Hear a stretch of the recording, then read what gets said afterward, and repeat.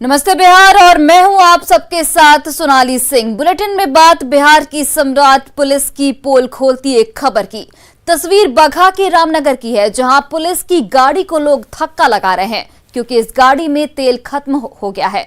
दरअसल इलाके में मारपीट की एक सूचना पर पुलिस कार्रवाई के लिए जा रही थी, लेकिन रास्ते में गाड़ी धोखा दे गई, जिसके बाद लाचार पुलिस वाले वहां मौजूद लोगों से गाड़ी को धक्का लगाने की अपील करने लगे। अब आप अंदाजा लगा सकते हैं कि ये पुलिस किसी अपराध की सूचना पर कितनी तत्परता से मौके पर पहुंच सकती है और अपराधियों के खिलाफ कार्रवाई या अपराध को रोकने में कितनी मुस्तैदी से ड्यूटी कर सकती है।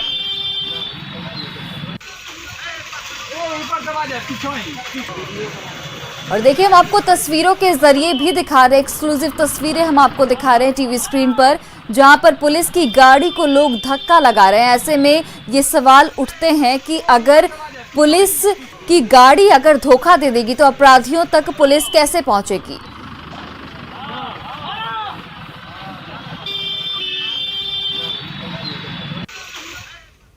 और देखिए, ऐसे में कई सवाल भी उठते हैं। सवाल उठता है कि क्या ऐसी व्यवस्था से क्राइम कंट्रोल कर पाएंगे पुलिस वाले। और देखिए, न्यूज़ 18 लगातार सवाल आपसे पूछ रहा है कि क्या ऐसी व्यवस्था से क्राइम कंट्रोल हो पाएगा। जिस तरीके की हम आपको तस्वीरें दिखा रहे हैं, क्या ऐसे पुलिस अपराधियों का सामना कर सकती है या कर पाएगी। क्या पुलिस वाले ऐसे खुद की जान भी बचा सकते हैं। ये एक बड़ा सवाल है कि क्या ऐसी व्यवस्था से क्राइम कंट्रोल हो सकेगा।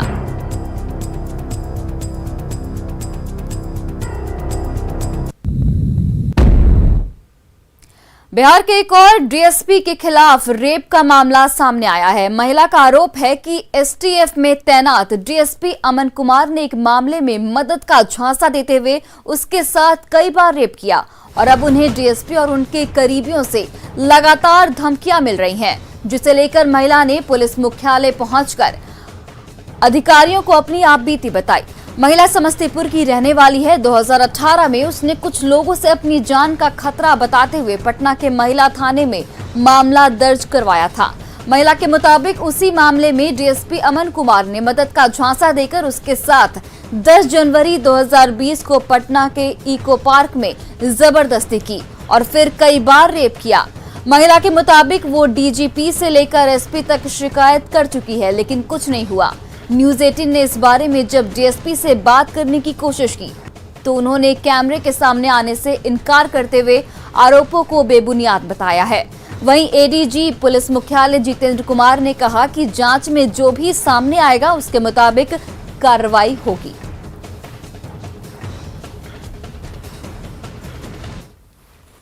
महिला थाना में मेरा केस चल रहा है। मेरी शादी फाइनल हुई थी पटना में ही, तो वो टूट गई थी शादी से 3 दिन पहले। तो एक कंप्लेन हुआ था महिला थाना में। तो उसी संदर्भ में जब मुझे अपोजिट पार्टी से धमकी मिल गई थी, तो अमन कुमार के ही एक रिलेटिव हैं, उन्होंने मुझे उनसे मिलवाया था और बोला था कि ये तुम्हें हेल्प करेंगे, कोई धमकी वगैरह जो मिल रहा है वो तक नहीं मिलेगा। और उसके बाद वो इसी का आड़ लेके हेल्प मदद करने के आड़ में मेरे साथ गलत काम किया। अभी तक तो ऐसा कोई स्पष्ट रूप से बात सामने नहीं आई है, परंतु अनुसंधान में जो भी बातें आएंगी उन पर पूर्ण रूप से कार्रवाई की जाएगी। और ये तो हमारा जो हमेशा से कहना रहा है कि किसी भी कांड में साक्ष्य के आधार पर कार्रवाई होगी और उसमें अभियुक्त कौन है, किससे संबंध रखता है, उस जो है वो कार्रवाई में आ।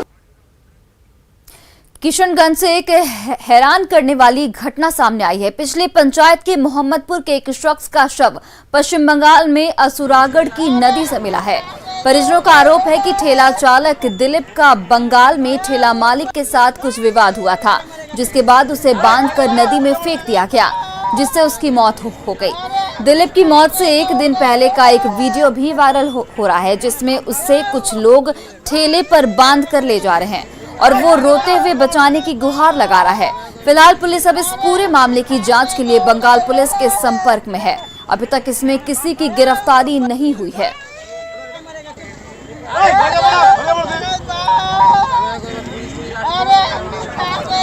और देखिए हम आपको टीवी स्क्रीन पे दो तस्वीरें दिखा रहे हैं मौत से पहले का जो एक वायरल वीडियो है जिसमें जो मृतक है उसको ठेले पर लाद कर ले जाया जा रहा है और वो लगातार मदद की गुहार लगा रहा है। और दूसरी तस्वीर जहां पर नदी से जो मृतक है उसका शव बरामद किया गया है और लगातार परिजन हत्या का आरोप लगा रहे हैं।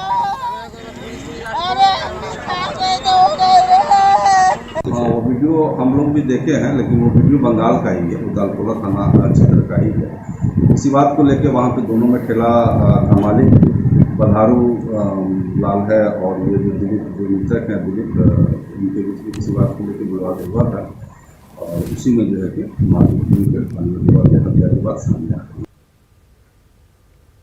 समस्तीपुर में ट्रिपल मर्डर मामले में दूसरे पक्ष की तरफ से भी कल एफआईआर दर्ज कराया गया। इस मामले में 11 नामजद और 15 से ज्यादा अज्ञात के खिलाफ मुफस्सिल थाने में मामला दर्ज करवाया गया। आधारपुर पंचायत के उप मुखिया मोहम्मद हसनैन की बेटी नुसरत प्रवीण की तरफ से एफआईआर दर्ज कराई गई है। 21 जून को जल निकासी के विवाद को लेकर आधारपुर पंचायत में श्रवण कुमार की हत्या के बाद आक्रोशित लोगों ने जमकर बवाल काटा था।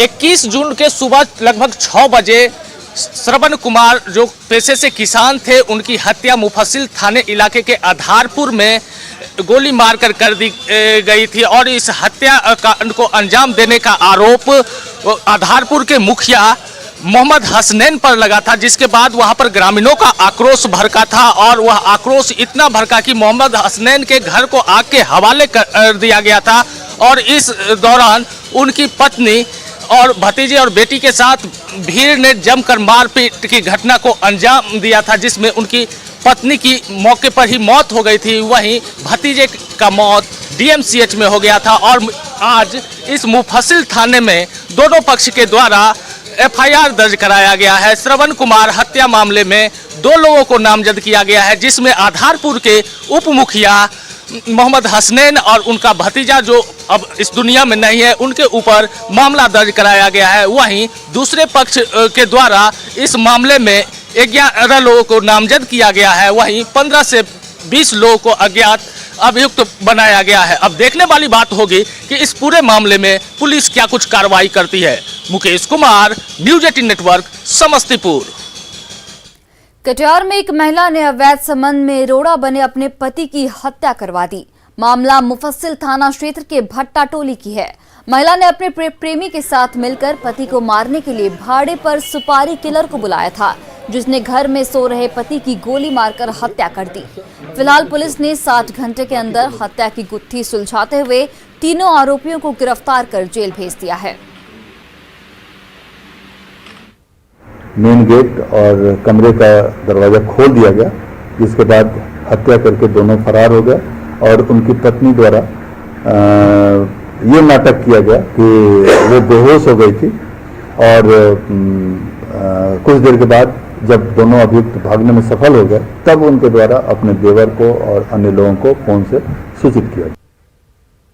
वहीं मुजफ्फरपुर में बर्तन कारोबारी की हत्या के विरोध में लोगों ने विरोध प्रदर्शन किया। मोतीपुर में आक्रोशित लोगों ने NH 28 को जाम कर अगजनी के साथ बवाल काटा। दरअसल अपराधियों ने लूट के दौरान कारोबारी की गोली मारकर हत्या कर दी थी, जिसके विरोध में लोगों ने बवाल किया।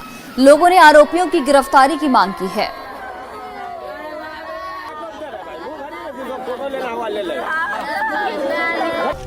एक बर्तन व्यापारी को गोली मार के हत्या कर दी गई थी।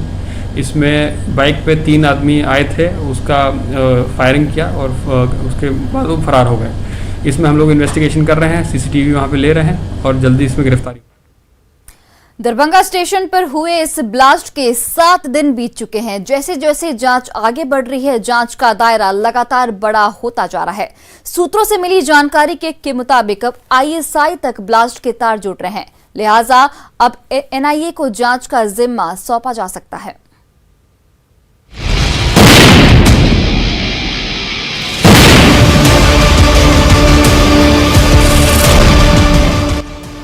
जून को दरभंगा रेलवे स्टेशन पर पार्सल में धमाका बहुत छोटा था, लेकिन उसकी गूंज बड़ी सुनाई दे रही है। इस पूरे मामले की जांच एनआईए को भी सौंपी जा सकती है। दरअसल 6 दिनों की जांच के दौरान दरभंगा ब्लास्ट मामले में जांच एजेंसी ने उस संदिग्ध का मोबाइल नंबर ट्रेस किया है जो ब्लास्ट के वक्त बेचैन हालत में सीसीटीवी में कैद हुआ है। दरभंगा में चल रही जांच में अब तक का सबसे बड़ा सबूत जीआरपी के हाथ लगा है।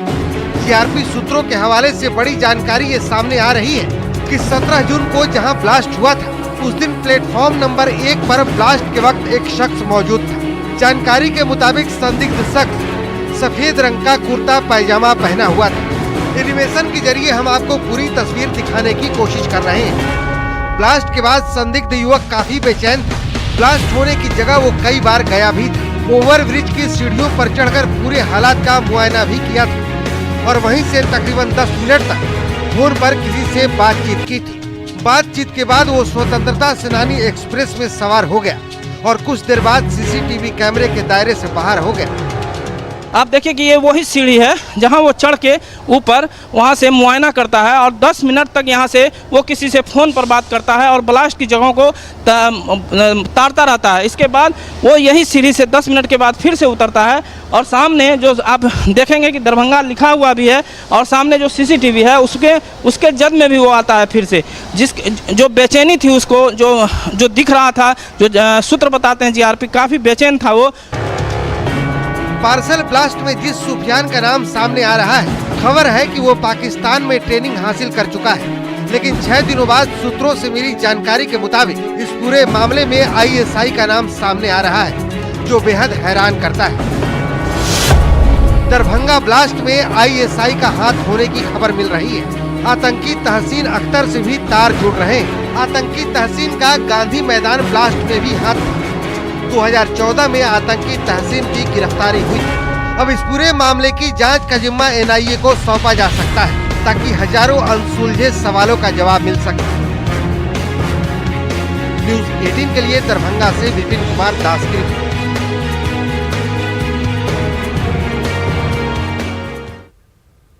मुंगेर में पिछले साल प्रतिमा विसर्जन के दौरान पुलिस की गोली से मारे गए अनुराग के परिजनों को जिला प्रशासन ने 10 लाख का मुआवजा सौंप दिया है। मुंगेर के डीएम नवीन कुमार ने मृतक अनुराग के पिता को अनुशंसा पत्र सौंपा।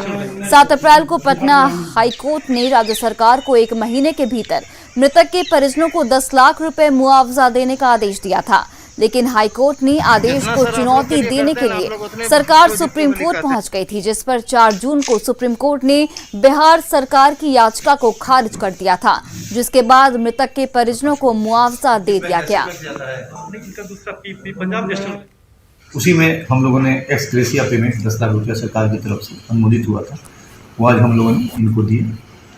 और जो हमारे मृतक के पिता थे उनसे हमने बात की कि और आगे किसी तरह प्रकार की इनके परिवार को या इनके परिजनों को किसी तरह की समस्या हो और किसी तरह की सहायता की और आवश्यकता हो तो मैं प्रशासनिक स्तर से उसको करूंगा और इन लोगों की आर्थिक स्थिति या अन्य स्थितियों में जो मदद हो पाएगा सरकार का स्तर से किया।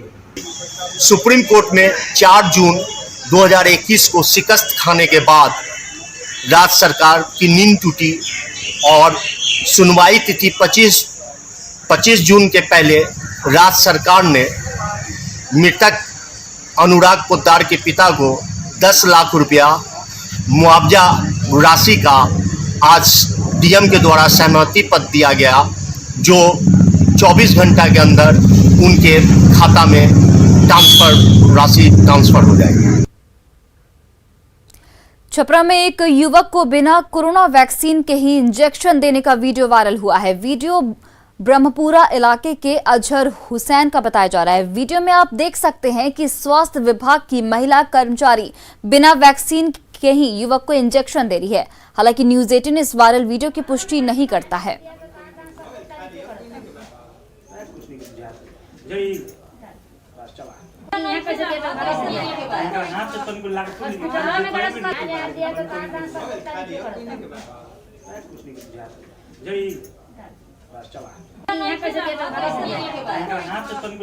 और देखिए, हम आपको वीडियो भी दिखा रहे हैं जहां पर जो महिला स्वास्थ्य कर्मी है वो बिना वैक्सीन के ही इंजेक्शन दे रही है। हालांकि न्यूज़ 18 इस वायरल वीडियो की पुष्टि नहीं करता, लेकिन ये एक बड़ा सवाल है स्वास्थ्य महकमे के ऊपर कि उनकी तैयारी किस तरीके की है। है जब हम सुई ले रहे थे तो उसमें दवाई नहीं डाला गया, केवल फाड़ के ही दिला गया हमको सुई। आपको कैसे पता चला कि दवाई नहीं डाला गया उसमें? शाम को जब देखे लोग बढ़िया से उसको वीडियो को, तो वही पता चला कि नहीं दिला है सुई। वीडियो कौन बना रहा था? वीडियो मेरा दोस्त बना रहा था। सहरसा में वैक्सीनेशन को लेकर जागरूकता अभियान चलाया जा रहा है, जहां सामाजिक कार्यकर्ता घर घर जाकर लोगों को टीका लेने के लिए प्रेरित कर रहे हैं। वैक्सीन लगवाने के बदले कार्यकर्ता लोगों को सरसों का तेल और साबुन भी बांट रहे हैं, जिसे देखकर कई लोग टीका लेने पहुंच रहे हैं। करके घर घर जाके लोगों को जागरूक कर रहे हैं, और जागरूक करने के लिए, उत्साहित करने के लिए हम लोग 1 किलो कड़वा का तेल भी लोगों को वैक्सीन देने के बाद गिफ्ट के तौर पर दे रहे हैं। सबसे खुशी की बात यह है कि अब लोग कोरोना वैक्सीन के लिए जागरूक हो रहे हैं, लोग खुद घर से निकल के आ रहे हैं। इस दौर में कुछ समाज सेवी ऐसे भी हैं जो पूरा अपना समर्थन दे। कैमूर में ग्रामीण डॉक्टरों ने 2 दिवसीय प्रशिक्षण के साथ कोरोना काल में काम की मांग की है। ग्रामीण डॉक्टरों का आरोप है कि दूसरे जिलों में ग्रामीण चिकित्सकों को ट्रेनिंग दी जा रही है, जबकि कैमूर में 200 से ज्यादा ग्रामीण डॉक्टर ट्रेनिंग के इंतजार में हैं। वहीं प्रभारी सिविल सर्जन ने भी इस पर अपनी सफाई दी है। पूरे बिहार में 15,000 से ज्यादा ग्रामीण चिकित्सक ट्रेन कराया गया था, जो NIOS के द्वारा राज्य सरकार ने निर्देश दिया था, उसके अंदर ट्रेन करा कर इसका प्रमाण पत्र दिया गया। फिर आपको ग्रामीण चिकित्सक को ट्रेन कराने के बाद सरकार ने बोली कि हम उनको प्रशिक्षित कर दिए, उन्हें गाँव में कहीं न कहीं किया जाएगा। पिछले साल कहा गया कि यह क्षमा केंद्र के लिए, फिर अभी कोरोना के लिए सब ट्रीटमेंट सपोर्टर के रूप में काम कराने के लिए, लेकिन अभी तक और जिले में, बिहार के और जिले में कार्य हो चुका है। कुछ लोगों को प्रशिक्षण दिया जा चुका है कई जिलों में, लेकिन कैमूर जिला के सिविल सर्जन से मिलने के बाद भी यहाँ के लोग अभी तक उस पर कोई कार्रवाई नहीं कर रहे। हम लोग आए हुए हैं, प्रशिक्षित ग्रामीण चिकित्सक हैं। हम लोग मीना कुमारी अपर मुख्य चिकित्सा पदाधिकारी से मिलने के लिए आए हैं।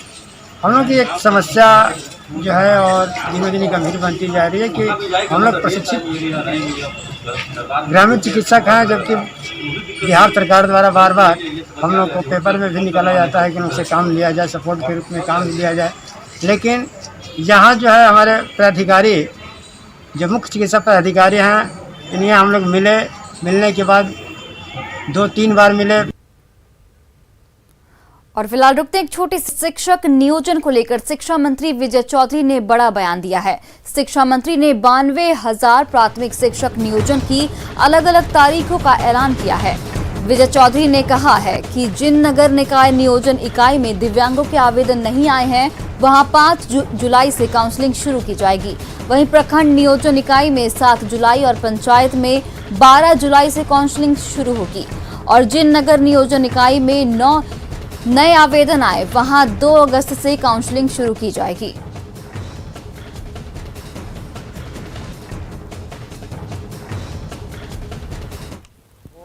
हम लोग अंतिम काउंसलिंग जो होता है, जिसके बाद हम लोग एक तरह से नियुक्ति अंतिम मानते हैं, 5 जुलाई से वो शुरू हो जाएगी नगर निकाय से। उसी तरीके से जो प्रखंड नियोजन इकाई है, वहाँ पर 7 जुलाई को होगा, और जो पंचायत में है वहां 12 जुलाई को होगा।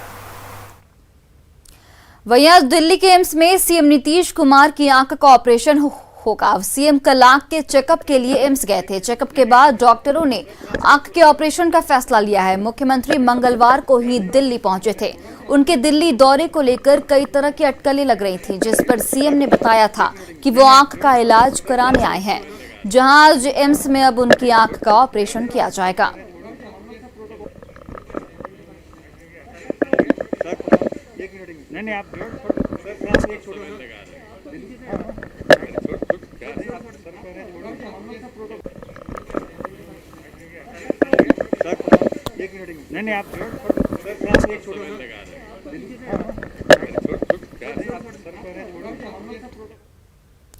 भारत सरकार के पूर्व एडीजी और बाबू धाम ट्रस्ट के संस्थापक एपी पाठक ने बगहा के रामनगर में मसान नदी से प्रभावित कटाव स्थलों का निरीक्षण किया। मसान नदी के कटाव से सेरहवा, बहुअरी, महुई समेत देवराज के कई दर्जनों गांव प्रभावित हैं। मसान नदी अपने पूर्व के मार्ग को छोड़कर गांव की तरफ बहने लगी है, जिससे हजारों एकड़ में लगी फसलें बर्बाद हो गई हैं। स्थानीय लोग घरों को छोड़कर पलायन कर रहे हैं।